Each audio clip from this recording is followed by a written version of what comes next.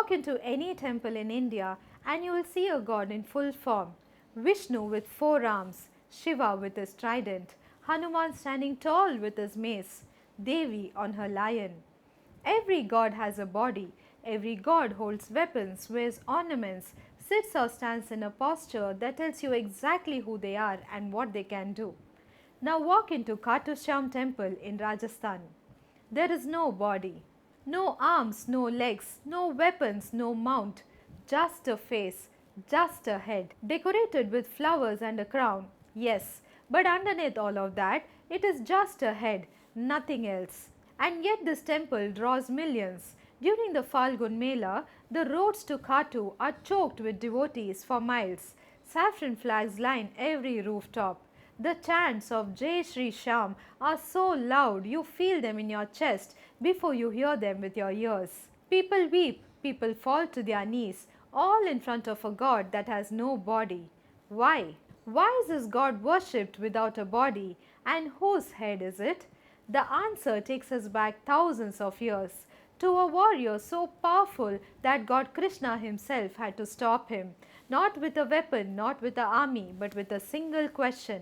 His name was Barbarika, and to understand how powerful he was, you need to understand where he came from. His grandfather was Bhima, the second of the 5 Pandavas, the strongest man alive, the one who killed Duryodhana with his bare hands, the one who tore Dushasana apart and drank his blood to keep his oath to Draupadi. Bhima was not a man you crossed, he was a physical force of the Pandava side, the one enemy every Kaurava feared.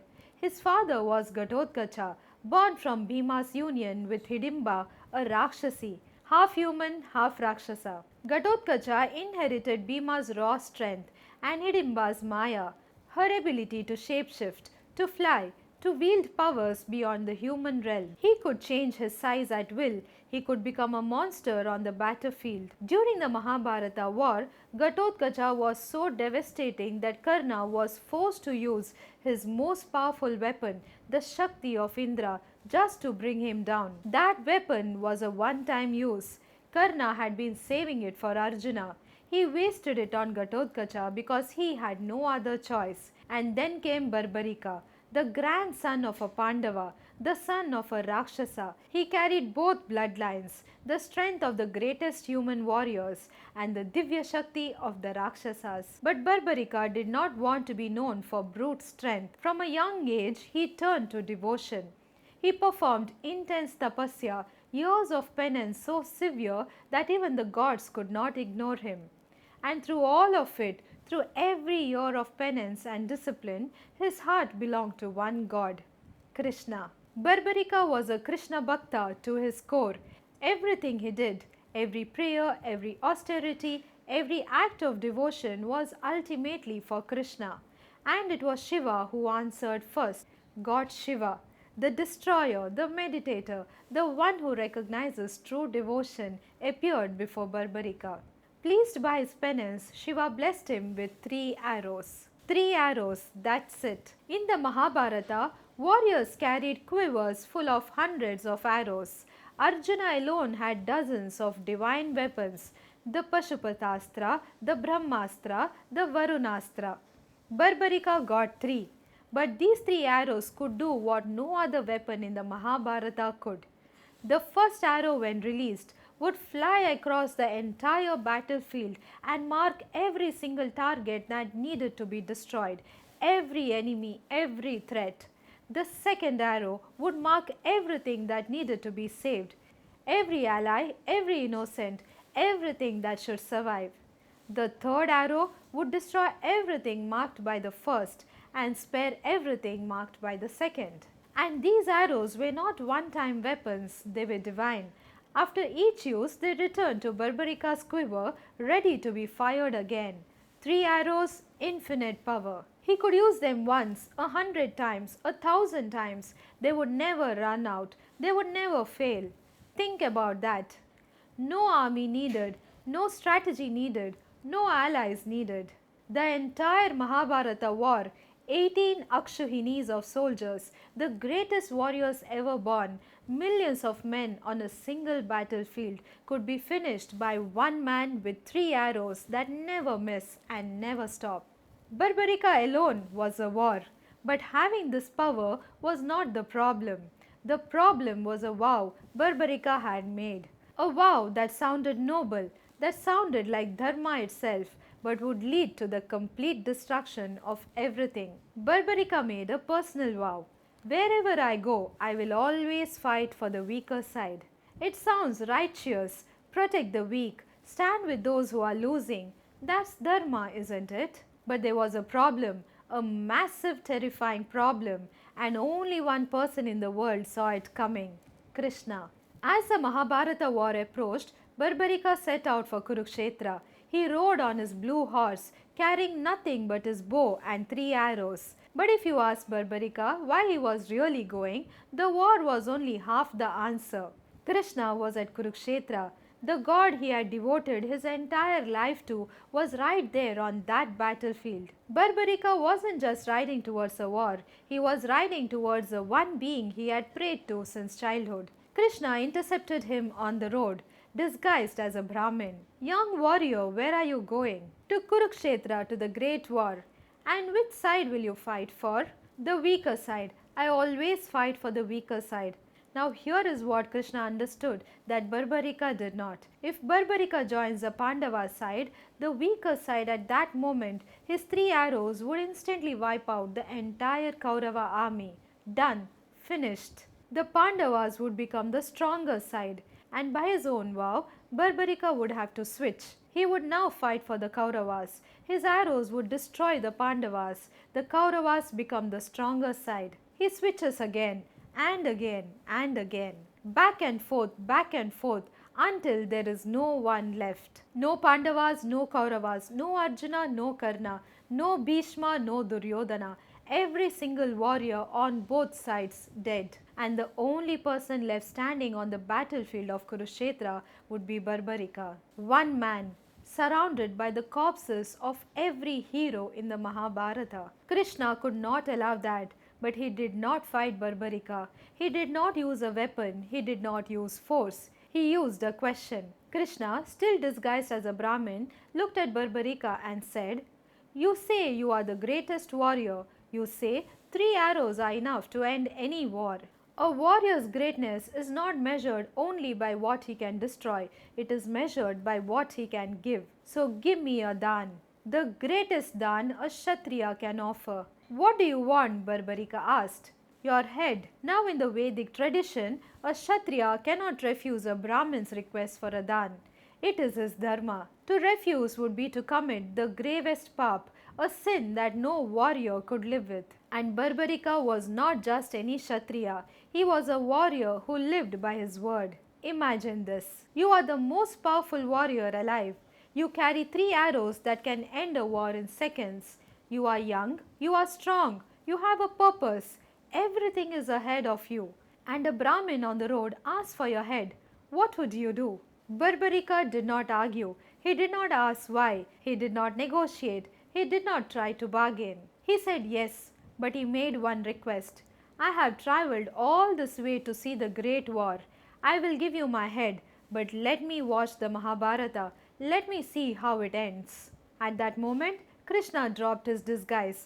The Brahmin was gone. Standing before Barbarica was Sri Krishna himself, the protector of Dharma, the architect of the Mahabharata, the god Barbarica had prayed to his entire life.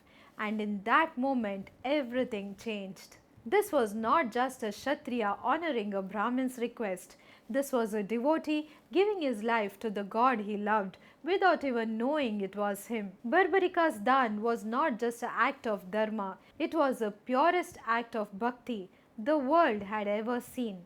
And Krishna said, "So be it." Barbarica drew his sword, and with his own hands he offered his head. No one forced him, no one overpowered him, no one tricked him. He knew exactly what he was doing. He knew who was asking, and he gave everything. This was not a beheading. This was the single greatest act of devotion and surrender in the entire Mahabharata. Greater than Bhishma's vow of celibacy. Greater than Karna giving away his kavach and kundal. greater than anything offered on that battlefield, because all of those sacrifices were made during the war or in preparation for it. Barbarica gave everything before the war even started. He never fought, he never had to. His sacrifice was complete before a single arrow was fired at Kurukshetra. And there is a reason Krishna asked for the specific sacrifice. As per Hindu scriptures, the battlefield of Kurukshetra demanded the blood of the bravest Kshatriya to sanctify the ground before the war of Dharma could begin. Krishna did not choose Barbarica to punish him. He chose him because Barbarica was the bravest of them all. And Barbarica proved it, not by fighting but by giving. Krishna kept his word. He placed Barbarica's head on a hilltop overlooking the entire battlefield of Kurukshetra, and from there Barbarica watched for 18 days. He watched Bhishma fall on his bed of arrows. He watched Abhimanyu get trapped in the Chakravyuha and die fighting alone. He watched Drona lay down his weapons in heartbreak. He watched Karna's chariot wheel sink into the earth at the worst possible moment. He watched Duryodhana's thighs shatter under Bhima's mace. He saw every death, every betrayal, every moment of glory and grief. And when the war ended, when the dust settled, when the Pandavas stood victorious, an argument broke out. Each Pandava claimed the victory was theirs. Arjuna said it was his arrows. Bhima said it was his strength. Each one believed they were the reason the war was won. So Krishna turned to the one witness who had seen everything from a place no living warrior could stand. He turned to Barbarica's head. You watched the entire war. You saw what no one on the battlefield could see. Tell me, who really won the Mahabharata? Barbarica answered, I saw no warrior winning. I saw no arrow deciding the outcome. All I saw were two forces on that battlefield, your Sudarshana Chakra spinning across the field, cutting down everything in its path, and Draupadi in the form of Mahakali drinking the blood of the wicked. No human won the Mahabharata, not Arjuna, not Bhima, not any king or general. The war was won by the divine, by Krishna's Sudarshana Chakra, and by Shakti herself in the form of Mahakali. Every warrior was an instrument, every strategy was an illusion. The only forces on that field were Purusha and Shakti, Krishna and Draupadi. And the only person who could see the truth was the one who had already given up everything. Krishna was moved by Barbarica's sacrifice, by his devotion, by his honesty. And so Krishna gave him a boon. In the age of Kali Yuga, when Dharma is at its weakest, when suffering is everywhere, when people have nowhere to turn, you will be worshipped. And you will be worshipped in my name. You will be called Shyam. Shyam, the dark one, another name for Krishna himself. Krishna did not just bless Barbarica, he gave him his own identity. This was not a small gesture, this was the highest honor a devotee had ever received, to be worshipped by the name of God himself. Then Krishna blessed the head and ordained that it would remain hidden beneath the earth, waiting for the age of Kali Yuga to reveal itself. As per the scriptures, the head was buried at a sacred site, preserved by the divine will, untouched by time, waiting for the moment when the world would need Shyam's grace the most. Centuries passed, the Mahabharata became a memory, kingdoms rose and fell, the world changed. But beneath the earth, the head waited, just as Krishna had promised. And then, in a quiet village in Rajasthan called Khatu, something strange began to happen. A cow started walking to the same spot every single day. Every morning, the same patch of earth, she would lower her head and release her milk directly onto the ground. Not into a pail, not for a calf, onto the earth, as if she was offering it to someone beneath. The villagers watched. Day after day, they could not explain it. And then one day they decided to dig. What they found changed that village forever.